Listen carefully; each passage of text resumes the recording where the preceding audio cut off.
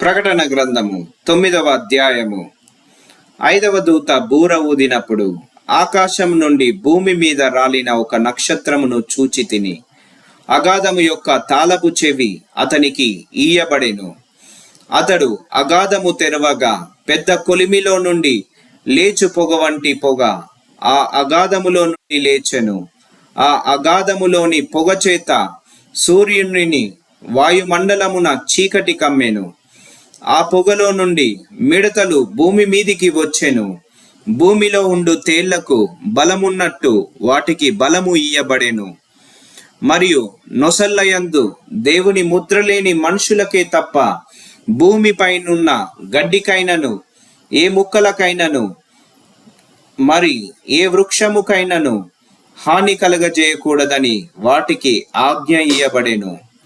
మరియు వారిని చంపుటకు అధికారం ఇయ్యబడలేదు గాని 5 నెలల వరకు బాధించుటకు వాటికి అధికారం ఇయ్యబడెను. వాటి వలన కలుగు బాధ తేలు మనుష్యుని కుట్టినప్పుడుండు బాధ వలె ఉండును. ఆ దినములలో మనుష్యులు మరణము వెతుకుదురు గాని అది వారికి దొరకనే దొరకదు. చావవలనని ఆశపడుదురు గాని మరణము వారి యొద్ద నుండి పారిపోవును. ఆ మిడతల రూపములు యుద్ధమునకు సిద్ధపరచబడిన గుర్రములను పూలియున్నవి. బంగారము వలె మెరయు కిరీటముల వంటివి వాటి తలల మీద ఉండెను. వాటి ముఖములు మనుష్య ముఖముల వంటివి. స్త్రీల తల వెండ్రుకల వంటి వెండ్రుకలు వాటికుండెను. వాటి పండ్లు సింహపు కొరల వలె ఉండెను. ఇనుప మైమరవుల వంటి మైమరవులు వాటికుండెను. వాటి రెక్కల ధ్వని యుద్ధమునకు పరిగెత్తునట్టి విస్తారమైన గుర్రపు రథముల ధ్వని వలె ఉండెను. తేళ్ల తోకల వంటి తోకలను కొండ్లును వాటికుండెను. 5 నెలల వరకు వాటి తోకల చేత మనుష్యులకు హాని చేయుటకు వాటికి అధికారముండెను. పాతాళపు దూత వాటిపైన రాజుగా ఉన్నాడు. హెబ్రీ భాషలో వానికి అబొద్దోన్ అని పేరు. గ్రీసు దేశపు భాషలో వాని పేరు అపొల్లుయాయెను. మొదటి శ్రమ గతించెను.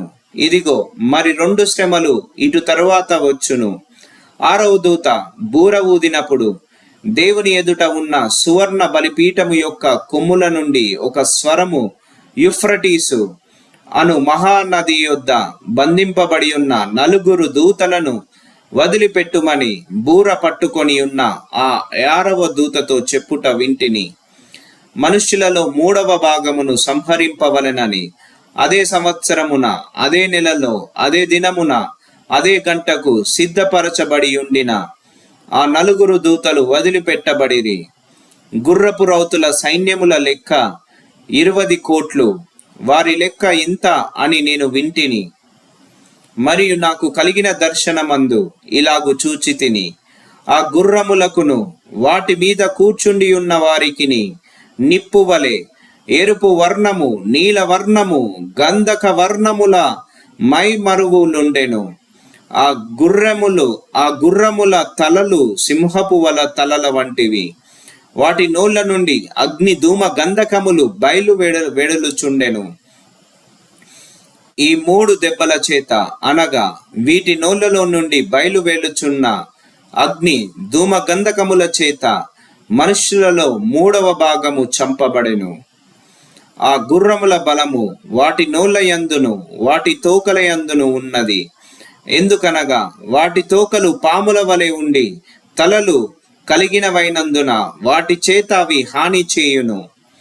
ఈ దెబ్బల చేత చావక మిగిలిన జనులు దయ్యములను చూడను, వినను, నడువను శక్తి లేనివై బంగారు వెండి కంచురాయి కర్రలతో చేయబడిన తమ హస్తకృత్యములైన విగ్రహములను పూజింపకుండా విడిచిపెట్టునట్లు మారు మనస్సు పొందలేదు. మరియు తాము చేయుచున్న నరహత్యలను, మాయత మంత్రములను, జారచోరత్వములను చేయకుండునట్లు వారు మారు మనస్సు పొందిన వారు కారు.